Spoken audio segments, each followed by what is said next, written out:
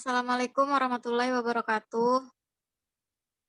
Perkenalkan, nama saya Solatia. Di sini saya akan mempresentasikan materi keterampilan membaca, yakni membaca pemahaman literal. Pengertian membaca literal, yaitu merupakan salah satu tingkatan dari membaca. Pemahaman adalah membaca literal. Tingkatan membaca ini adalah tingkatan yang terendah dalam membaca pemahaman. Membaca literal yakni membaca yang terdiri atas huruf-huruf dan kalimat-kalimat seperti membaca buku, termasuk membaca kitab suci dan sejenisnya. Pengertian membaca literal menurut para ahli. Menurut Hayadi dan Zamzam menyatakan bahwa membaca adalah suatu aktivitas yang disengaja dan terencana. Dengan melakukan aktivitas proses membaca berarti melakukan aktivitas memproses makna kata, memahami konsep, memahami informasi, memahami ide yang disampaikan penulis, dan dihubungkan dengan pengalaman dan pengetahuan yang telah dimiliki oleh pembaca. Proses membaca. Pada dasarnya, proses membaca merupakan kegiatan membaca yang bertujuan untuk memperoleh informasi yang kita butuhkan. Proses membaca terdiri atas 3 bagian, yakni membaca sebagai proses psikologi, membaca sebagai proses sensoris, dan membaca sebagai proses perseptual.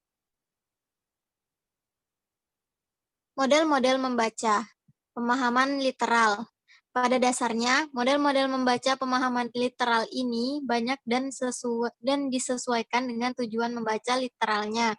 Untuk membangun pemahaman literal, siswa diberikan panduan pertanyaan arahan seperti yang dikemukakan oleh Byrne, Rowe, and Rees, yakni siapa, apa, di mana, kapan, bagaimana, dan mengapa, atau biasa kita kenal dengan 5W dan 1H.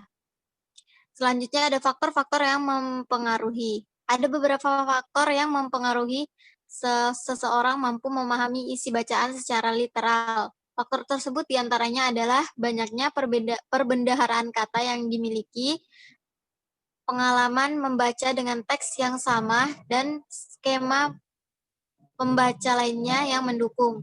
Pemahaman literal ini merupakan pemahaman dasar yang digunakan untuk memahami isi bacaan. Maka dari itu, pemahaman literal merupakan syarat mutlak yang harus dimiliki oleh seorang pembaca.